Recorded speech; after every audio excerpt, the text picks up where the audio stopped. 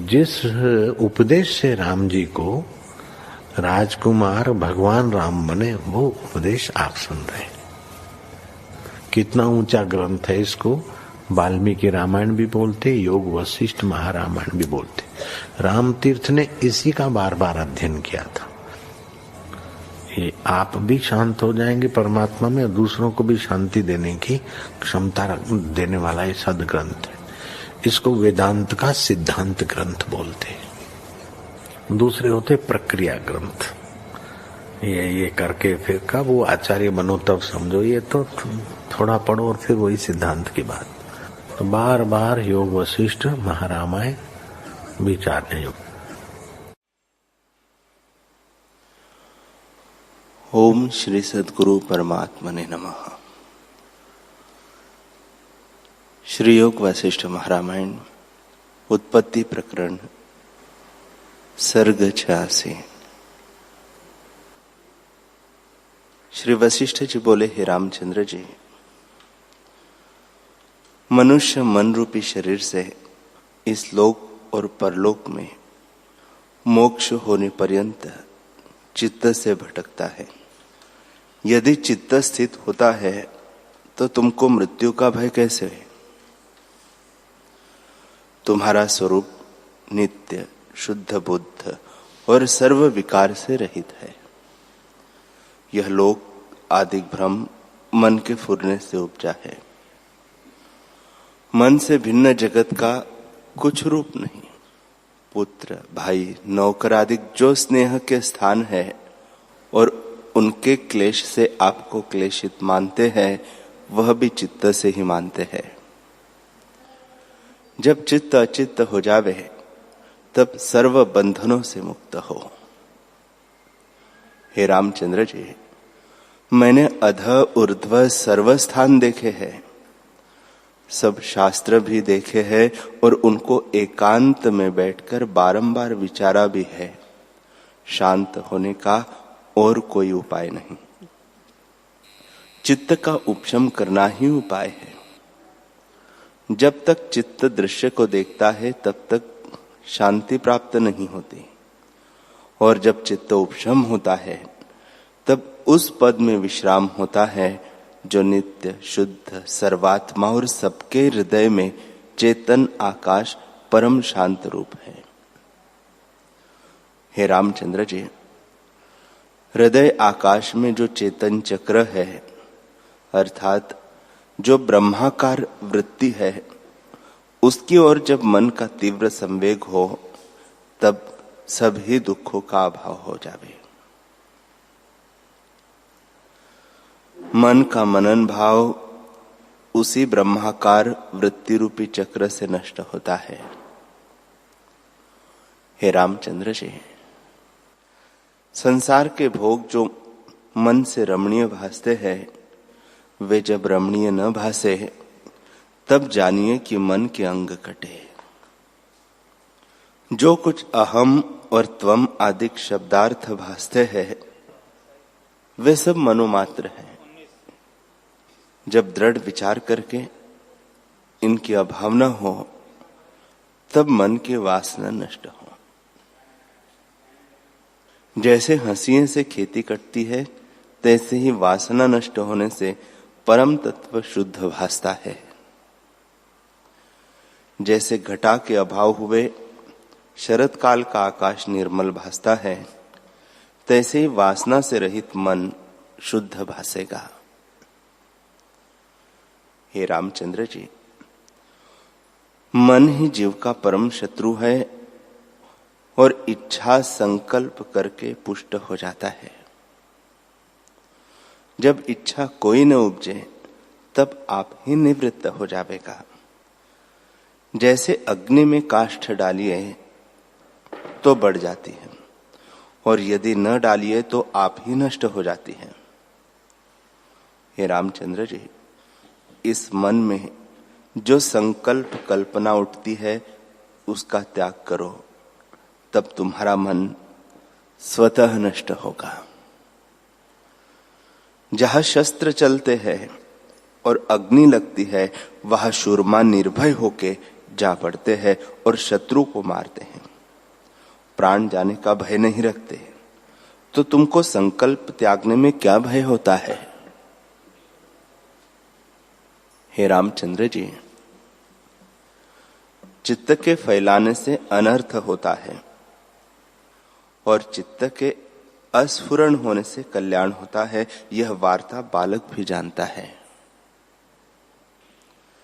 जैसे पिता बालक को अनुग्रह करके कहता है, तैसे ही मैं भी तुमको समझाता हूं कि मन रूपी शत्रु ने भय दिया है और संकल्प कल्पना से जितनी आपदाएं हैं वे मन से उपजी है।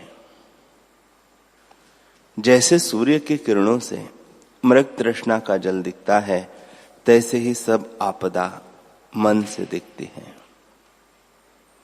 जिसका मन स्थिर हुआ है उसको कोई क्षोभ नहीं होता। हे रामचंद्र जी, प्रलय काल का पवन चले, सप्त समुद्र मर्यादा त्याग कर इकट्ठे हो जावे और 12 सूर्य इकट्ठे होके तपे, तो भी मन से रहित पुरुष को कोई विघ्न नहीं होता। वह सदा शांत रूप है। हे रामचंद्र जी, मन रूपी बीज है, उससे संसार वृक्ष उपजा है। 7 लोक उसके पत्र है और शुभ अशुभ सुख दुख उसके फल है। वह मन संकल्प से रहित नष्ट हो जाता है और संकल्प के बढ़ने से अनर्थ का कारण होता है। इसे संकल्प से रहित उस चक्रवर्ती राजा पद में आरूढ़ हुआ परम पद को प्राप्त होगा, जिस पद में स्थित होने से चक्रवर्ती राज भी तृणवत भासता है। हे रामचंद्र जी, मन के क्षीण होने से जीव उत्तम परमानंद पद को प्राप्त होता है। हे रामचंद्र जी, संतोष से जब मन वश होता है तब नित्य उदय रूप निरीह परम पावन निर्मल सम अनंत और निर्विकार विकल्प से रहित जो आत्मपद शेष रहता है वह तुमको प्राप्त होगा। श्री वशिष्ठ जी बोले, हे रामचंद्र जी, जिसके मन में तीव्र संवेग होता है उसको मन देखता है। अज्ञान से जो दृश्य का तीव्र संवेग हुआ है उससे चित्त जन्म मरण आदि विकार को देखता है और जैसा निश्चय मन में दृढ़ होता है उसी का अनुभव करता है। जैसा मन का फुरना होता है तैसे ही रूप होकर भासता है। जैसे बर्फ का शीतल और शुक्ल रूप है और काजल का कृष्ण रूप है, तैसे ही मन का चंचल रूप है। इतना सुनकर राम जी ने पूछा, हे ब्रह्मन, यह मन जो वेग अवेग का कारण चंचल रूप है, उस मन की चंचलता कैसे निवृत्त हो? श्री वशिष्ठ जी बोले, हे रामचंद्र जी, तुम सत्य कहते हो। चंचलता से रहित मन नहीं दिखता, क्योंकि मन का चंचल स्वभाव ही है। मन में जो चंचलता फूरना मानसी शक्ति है वही जगत आडंबर का कारण है। जैसे वायु का स्पंद रूप है तैसे ही मन का चंचल रूप है। जिसका मन चंचलता से रहित है उसको मृतक कहते हैं। हे रामचंद्र जी, तप और शास्त्र का जो सिद्धांत है वह यही है कि मन के मृतक रूप को मोक्ष कहते हैं। उसके क्षीण हुए सब दुख नष्ट हो जाते हैं। जब चित्तरूपी राक्षस उठता है तब बड़े दुख को प्राप्त होता है और चित्त के लय होने से अनंत सुख भोग प्राप्त होते हैं, अर्थात परमानंद स्वरूप आत्मपद प्राप्त होता है। हे रामचंद्र जी, मन में चंचलता अविचार से सिद्ध है और विचार से नष्ट हो जाती है। चित्त की चंचलता रूप जो वासना भीतर स्थित है, जब वह नष्ट हो तब परम सार की प्राप्ति हो। इसे यत्न करके चपलता रूपी अविद्या का तुम त्याग करो।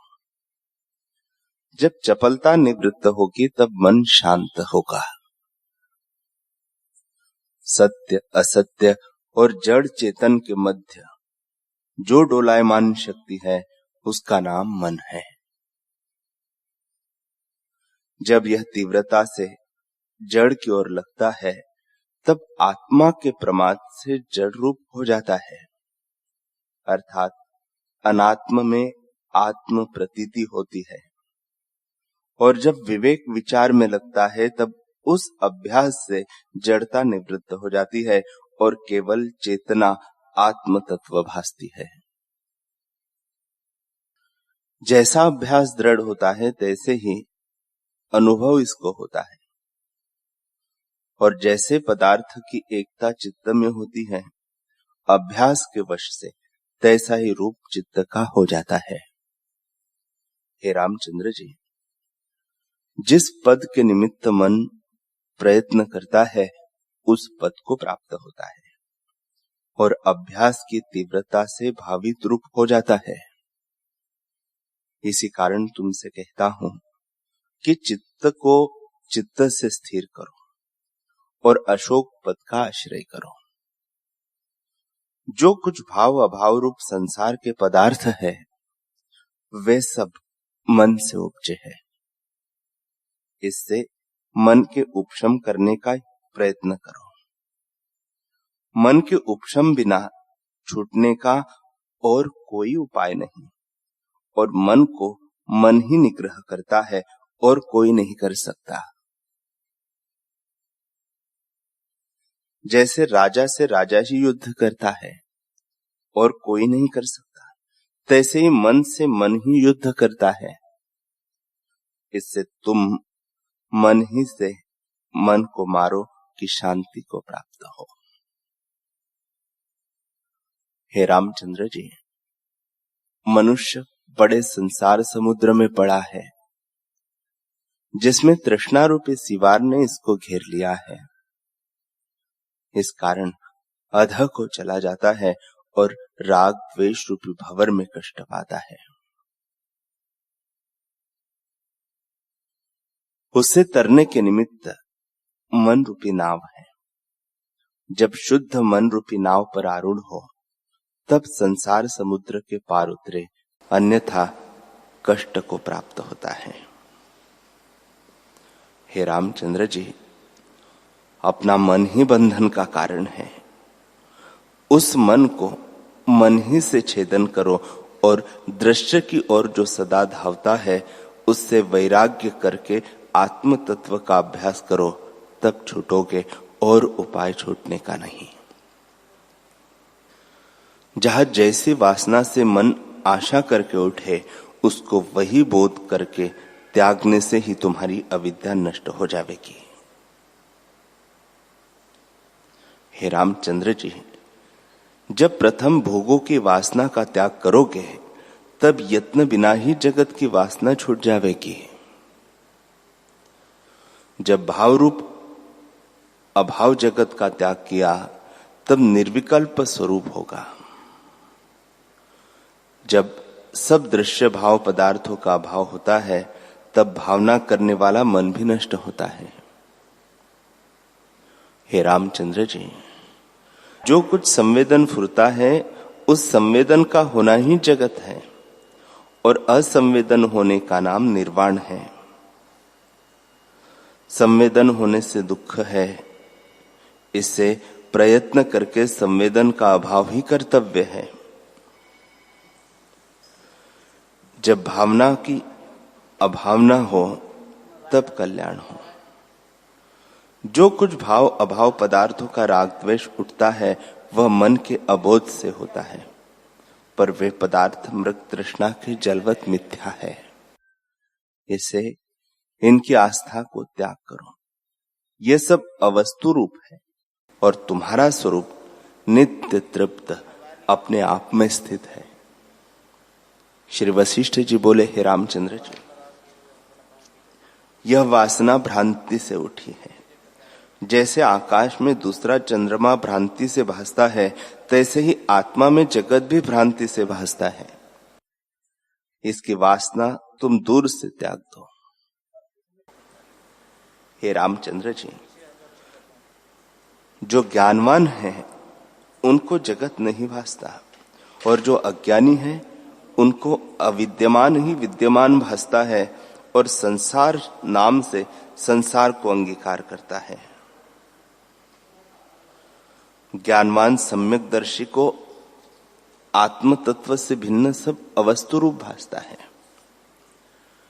जैसे समुद्र द्रवता से तरंग और बुदबुदे होके भासता है, परंतु जल से भिन्न कुछ नहीं, तैसे ही अपने ही विकल्प से भाव अभाव रूप जगत देखता है, जो वास्तव में असत्य रूप है, क्योंकि आत्म तत्व ही अपने स्वरूप में स्थित है, जो नित्य शुद्ध सम और अद्वैत तुम्हारा अपना आप है।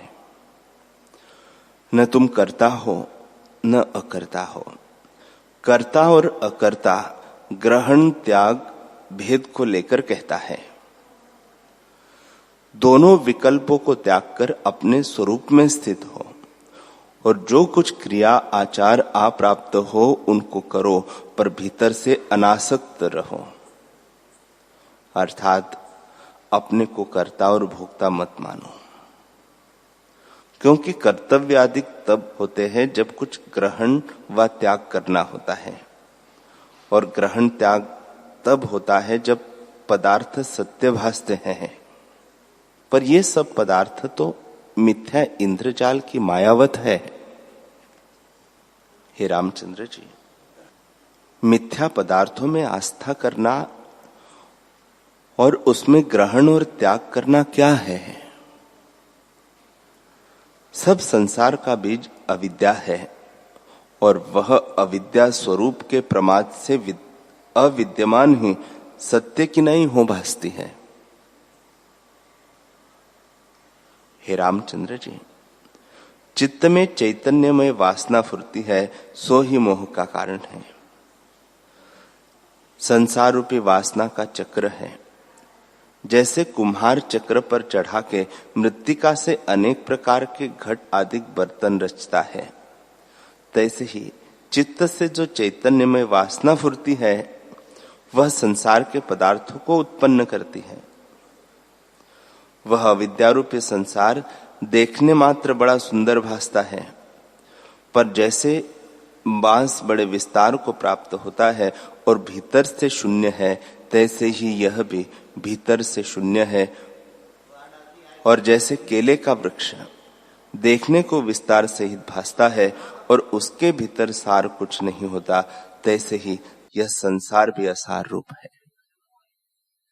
जैसे नदी का प्रवाह चला जाता है, तैसे ही संसार नाश रूप है।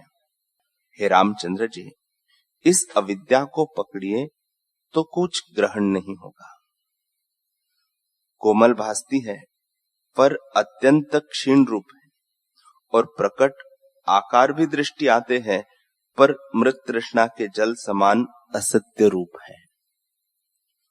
अविद्या माया जिससे यह जगत उपजता है, कहीं विकार है, कहीं स्पष्ट है और कहीं दीर्घ रूप भासता है, और आत्मा में व्यतिरेक भाव को प्राप्त होती है।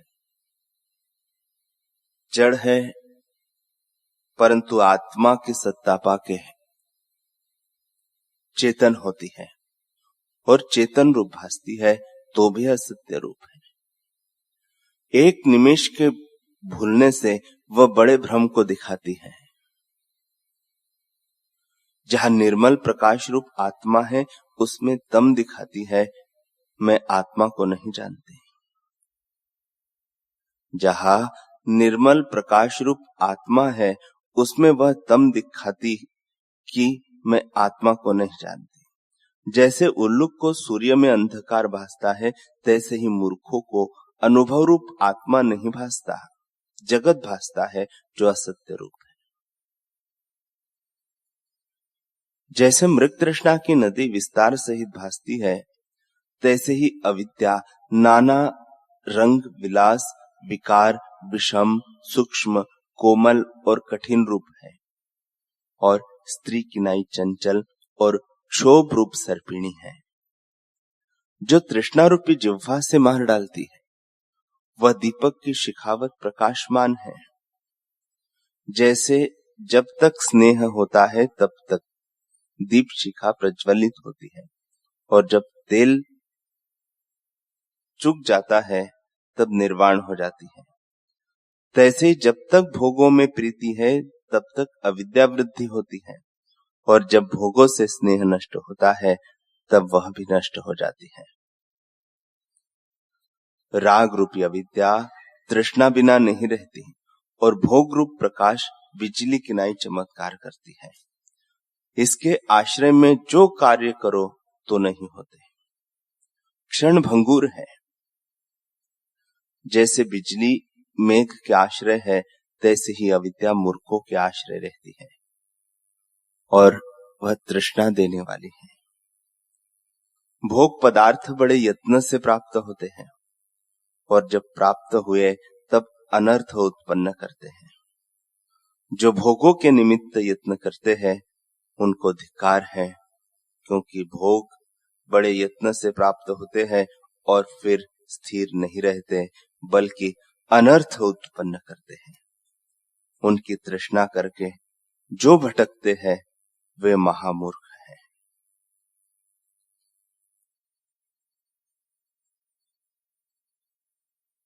हरि ओम।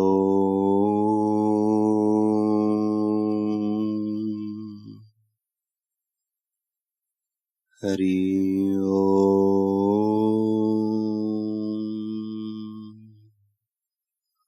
ओम सहना भवतु सहनो भुनक्तु सह वीर्यं करवावहै तेजस्विनावधीतमस्तु मा विद्विषावहै।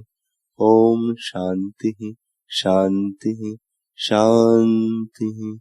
श्री सद्गुरुदेव भगवान की जय।